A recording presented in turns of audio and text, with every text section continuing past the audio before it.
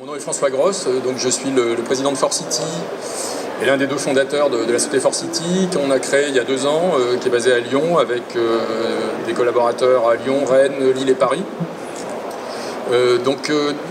Nous, on est une société du numérique fondée par des gens qui ne viennent pas du numérique. Mon associé et moi, on vient du monde de nos clients, c'est-à-dire du monde de la ville, services publics, etc. Et on a créé cette société sur la conviction qu'il y avait un besoin, d'une part, d'anticiper l'évolution des territoires, la complexité des interactions entre tous les métiers qui s'inscrivent dans la durée sur un territoire, les métiers des villes, évidemment, les métiers de l'immobilier, les métiers des services publics, les métiers des centres commerciaux, que sais-je encore. Donc d'une part un besoin, et puis d'autre part aujourd'hui une capacité technologique en fait ouverte par les capacités de calcul, les vitesses de calcul, les données qui s'ouvrent et qui sont de plus en plus disponibles, et puis aussi les capacités d'Internet qui permettent de travailler en web service et d'ouvrir complètement le champ de la collaboration. Notre métier en gros ça tourne autour de prédire l'avenir, ou en tout cas d'aider à prédire l'avenir, et puis à rationaliser et partager avec les parties prenantes cette vision d'avenir rationalisée de façon à optimiser des décisions, à faire des économies, à avoir plus de qualité, plus de résilience dans les territoires. Imaginons que je sois le président d'un syndicat par exemple qui s'occupe de déchets et qui a 2 incinérateurs en fin de vie qu'il va bientôt falloir renouveler. 2 incinérateurs renouvelés, c'est quelques centaines de millions d'euros d'investissement. Et traditionnellement, en fait, je vais diligenter une analyse des tendances démographiques, des tendances de consommation, des 3-4 innovations majeures qui risquent d'arriver dans la collecte, dans la méthanisation, que sais-je encore, en tout cas dans le traitement. Et puis on va me faire à la fin 3 scénarios sérieux, construits, d'évolution sur 25-30 ans, pour que je puisse prendre la décision à la fin sur le dimensionnement des infrastructures, des nouvelles infrastructures qui vont remplacer les anciennes. Est-ce qu'elles seront un peu plus petites, un peu plus grosses ? Dès que je vais regarder ce rapport, au jour d'aujourd'hui, on n'est pas dans les années 80, on est en 2016 avec toute la complexité, les évolutions, la vitesse d'accélération, etc. Et je vais me poser 20 questions. Je vais me dire, et si cet établissement, si ce syndicat qui adhère aujourd'hui, ou cette communauté de communes qui adhère à mon syndicat quitte le syndicat dans 5 ans, dans 10 ans, ça change quoi? Si au contraire tel ensemble de communes nous rejoignent, ça change quoi? Si le syndicat avec lequel je suis en contrat et qui aujourd'hui m'apporte 7 tonnes met finalement en œuvre le projet qu'une partie des élus pousse en ce moment et qui pourrait voir le jour dans 15 ans, ça change quoi?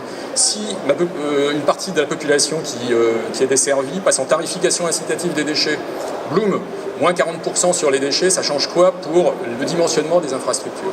Et toutes ces questions, en fait, on ne peut pas les adresser aujourd'hui. Donc mon rêve, c'est d'avoir un outil de simulation dans lequel on va pouvoir combiner en fait tout ça, c'est-à-dire des décisions de maintenant, mais aussi des décisions de plus tard, et regarder de quelle façon les faisceaux de scénarios qui apparaissent me permettent d'une part de vérifier si ce que je suis en train de dessiner est résilient, sérieux, adaptable, mais aussi de voir si par hasard il n'y a pas une famille de scénarios qui permet par exemple, dans 5 ans, de ne pas renouveler l'un des 2 incinérateurs. Et là, j'économise 100 millions d'euros de décisions, d'engagement dans ce mandat. Et ça vaut vraiment la peine. Parce que je suis capable de l'expliquer, je vais être capable de le piloter dans le temps avec mon outil de simulation. Et si en plus il y a une représentation visuelle de mon territoire, 2D, 3D, etc., je vais pouvoir réellement l'expliquer à mes partenaires, aux autres syndicats, aux élus et à la population. Ça, c'est le métier de ForCity. Nous, on crée une plateforme de simulation de chaque territoire, là où on intervient, qui est mutualisée entre tous nos clients. Elle va intégrer des effets systémiques entre la mobilité et la démographie, pour faire simple, l'usage des sols, pour anticiper de quelle façon, par exemple, Grand Paris Express va évidemment non seulement changer la mobilité, mais aussi tout l'habitat de tout le nord de Paris. Donc ça, c'est la base commune. Et nos clients, ils vont d'abord prendre un abonnement à cette plateforme de simulation qui leur permet d'anticiper toutes sortes de scénarios sur l'évolution future du territoire, mais pas simplement des scénarios qui sont des briques figées, mais surtout qui sont des choses systémiques et évolutives.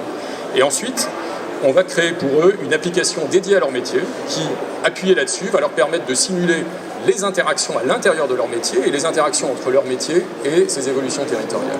Et ils vont disposer comme ça de la capacité, comme les phares d'une voiture dans la nuit, à pousser devant eux une vision ou un ensemble de visions de futur, en fait, cohérentes, structurées, qui va leur permettre de répondre au type de questions que j'évoquais tout à l'heure et de voir, encore une fois, d'une part, si leurs décisions d'aujourd'hui sont optimisées, de les partager, et puis éventuellement d'en trouver de nouvelles qui seraient plus performantes. Nos clients aujourd'hui, c'est des villes et des entreprises. On travaille beaucoup à Lyon et Paris.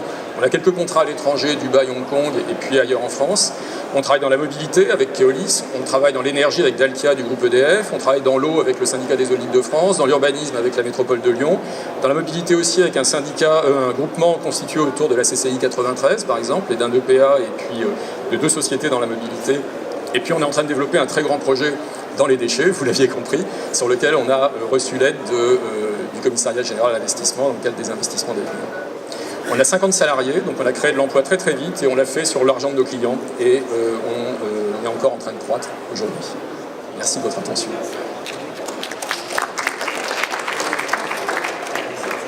Il y a la partie finalement différentes alternatives, mais il y a la partie données.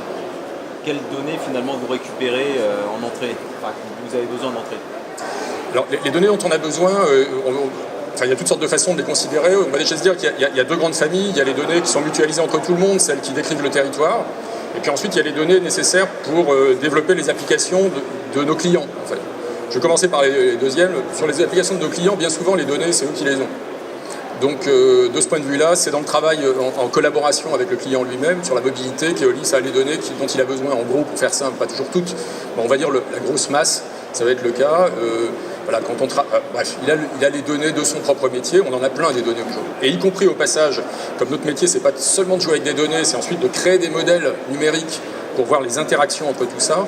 Bien souvent, l'intelligence en tout cas de ces modèles, c'est aussi notre client qui l'a. Simplement, il n'est pas capable il n'a pas la capacité à les intégrer entre elles, mais chaque interaction entre des comportements et puis des systèmes, etc., ça on connaît. Ensuite, il y a les données du territoire. Les données du territoire, écoutez, c'est d'abord en France ou à l'étranger, c'est pas toujours pareil. En France, aujourd'hui, il y a quand même beaucoup de données qui s'ouvrent, qui sont gratuites, qui sont payantes. Il y a les données de l'INSEE, on les achète. Les données de l'IGN, on a un partenariat dans lequel nous, on les a, et puis nos clients payent la licence s'ils n'en avaient pas déjà une. Si c'est des villes, ils en ont, etc. Et puis, il y a des cas où la donnée est vraiment pas disponible. Et dans ce cas-là, ce qu'on va faire avec notre client, c'est qu'on va convenir de construire, puisque notre métier c'est de modéliser, une donnée artificielle, en attendant qu'un jour on ait la bonne donnée. Et notre approche en fait est intégratrice et modulaire, ce qui fait que, à la fois au niveau des données et au niveau des modèles, si à un moment on a une meilleure idée ou une meilleure ressource, on peut remplacer dans notre data model, dans notre modèle de données qui est open source, etc., qui est très structuré, on peut remplacer des données artificielles et forcément un peu fausses, mais qui permettent quand même de regarder la systémique du métier. On va les remplacer par des données plus fiables. En gros, voilà le schéma. On peut aussi mixer les deux. Des fois, on a des données très précises, par exemple sur les besoins énergétiques de bâtiments, sur 500 bâtiments, et puis pour le reste, on a un modèle qui, à partir de l'âge du bâtiment, de sa taille, son machin, va faire une estimation des besoins énergétiques des autres bâtiments. On va mixer. Une deuxième. Donc, vous êtes vraiment dans la partie open data et réalisation de données, qui est quand même un sujet complexe. Deuxième chose, c'est est-ce que vous n'utilisez pas finalement ces données pour faire de la communication auprès, on va dire, des citoyens, auprès d'un certain nombre de choses, parce que finalement, c'est aussi un outil de communication qui peut être absolument extraordinaire. C'est clairement un outil de communication, je pense, très puissant, et on va découvrir, alors je vais dire de communication et de collaboration, c'est-à-dire que être capable de représenter des scénarios futurs, à la fois dans toutes leurs interactions fines, et aussi visuellement dans une ville que je reconnais comme étant ma ville, en fait ça change tout dans ma capacité à prendre conscience des futurs phénomènes. Le fait de le faire dans une plateforme qui, étant web service, est potentiellement collaborative, ça veut dire que une communauté urbaine peut collaborer avec le syndicat des transports, par exemple, pas collaborer en s'envoyant des PowerPoint ou des tableurs Excel, mais collaborer en partageant une capacité de simulation. Et puis en se revoyant ensuite pour dire, tiens, moi j'ai testé ça.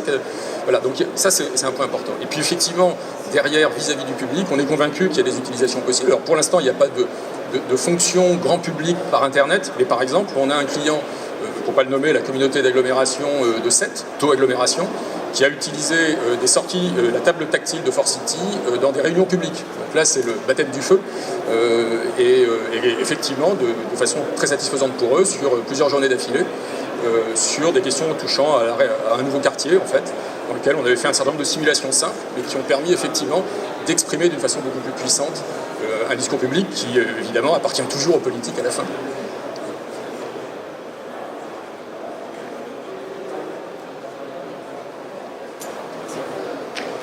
Merci.